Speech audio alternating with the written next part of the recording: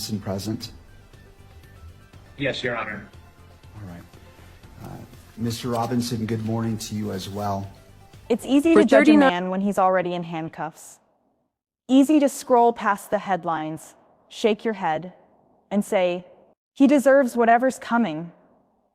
But what if, just once, the story you thought was closed wasn't the truth at all? For more than a year, Tyler Robinson has been called a monster, the killer of a national figure.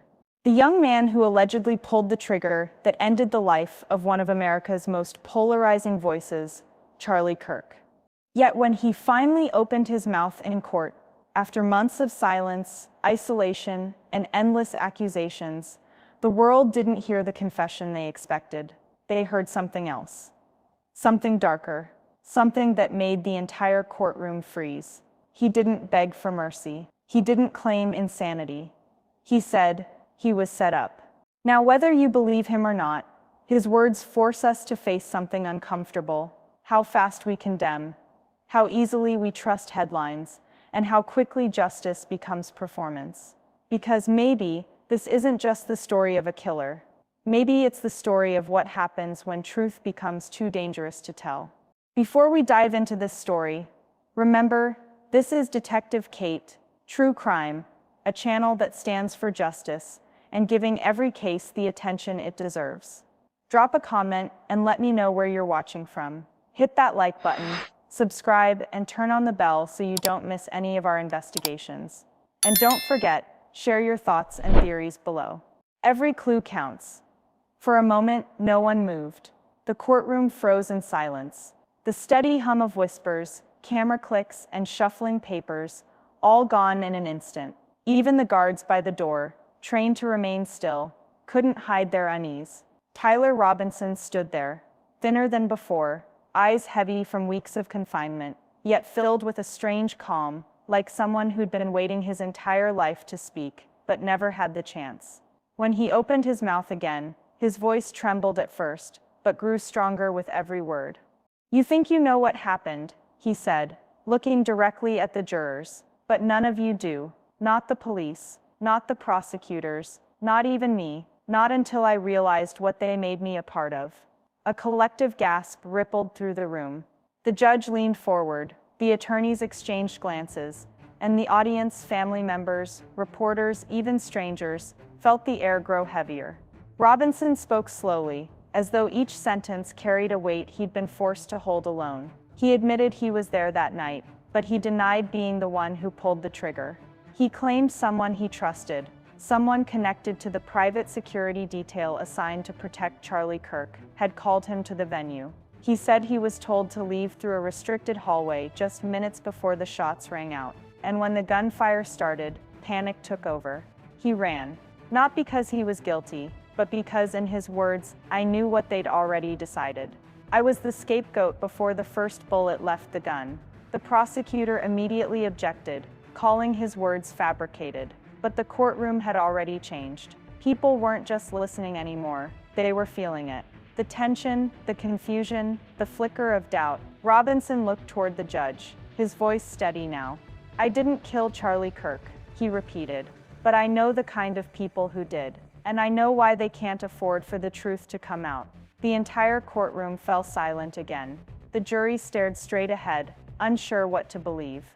The defense sat still, the prosecution scribbled notes, and in the gallery, the cameras captured every blink, every breath, every second of disbelief. It wasn't just a statement, it was an accusation. It cut through the months of silence, the endless speculation, and the carefully built narrative of guilt. And in that moment, everything shifted. The case, the story, even the people watching from across the country. For the first time since the shooting, Tyler Robinson wasn't just the accused. He was the voice no one expected to hear.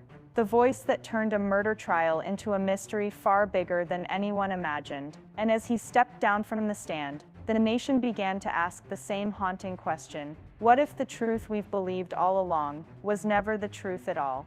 Please make sure you comment while listening to this update. Give us your feedback, and we'll make sure we respond to everything.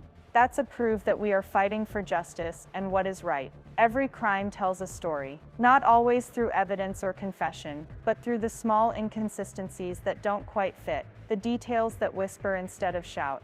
The accused wasn't the kind of man anyone expected to see in handcuffs. No record, no known history of violence. Just another face in the crowd. Quiet, forgettable, almost invisible. But long before the day everything went wrong, something strange had already begun. Investigators uncovered a trail of messages exchanged between the accused and individuals connected to a private security outfit. The language was coded, clinical, references to access, positioning, and clearances. Nothing overtly criminal, but enough to raise questions about what role he was really meant to play. When questioned, he said it was a simple job.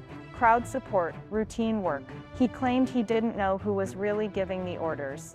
The deeper investigators dug, the stranger it became. In his small apartment, they found a bag, packed neatly, a few clothes, a prepaid phone, a handful of receipts from nearby shops. The pattern was deliberate, too neat for coincidence. To prosecutors, it was the mark of a man preparing to flee. But to experienced detectives, it looked like someone who'd been warned to be ready for anything. Then came the discovery that shifted everything: a bank transfer made just days before the incident. The source was buried behind a shell company that vanished the moment the payment cleared. When investigators followed the trail, they hit a wall. The account was closed, the records sealed, no trace of who ordered it. And that's when the messages surfaced. Fragments pulled from an encrypted phone. One line stood out: "Be near the west side. You'll know when it's time." No name, no context, just that. Witnesses later placed him there, exactly where the message said he would be. He told authorities he thought it was part of his assignment. He didn't hear the first shots. He said he heard screams, then confusion, then silence. By the time the police arrived, his world was already over. But what unsettled the detectives wasn't just what they found, it was what they couldn't find. Several witnesses who initially claimed to have seen him holding a weapon changed their accounts. One said the shooter was taller. Another said the gun was a different model. Even more puzzling, one of the security personnel allegedly in contact with him left the country without notice, disappearing completely from official records. On paper, it looked like an open and shut case. But off the record, those closest to the investigation whispered that the pieces didn't fit. Too many gaps in the footage. Too many missing statements. Too much silence from people who should have spoken. What emerges isn't the portrait of a cold-blooded killer. It's the outline of someone caught inside a machine much larger than himself.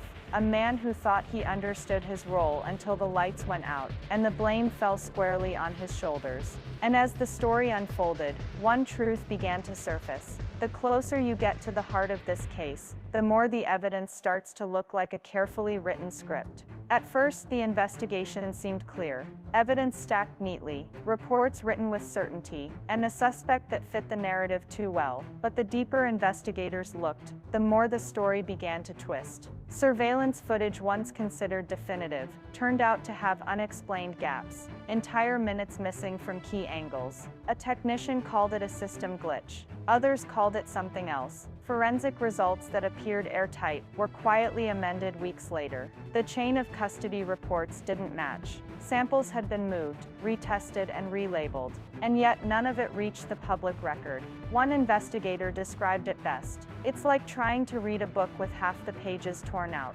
Witness statements began to collapse under pressure. Some contradicted earlier testimonies. Others vanished altogether.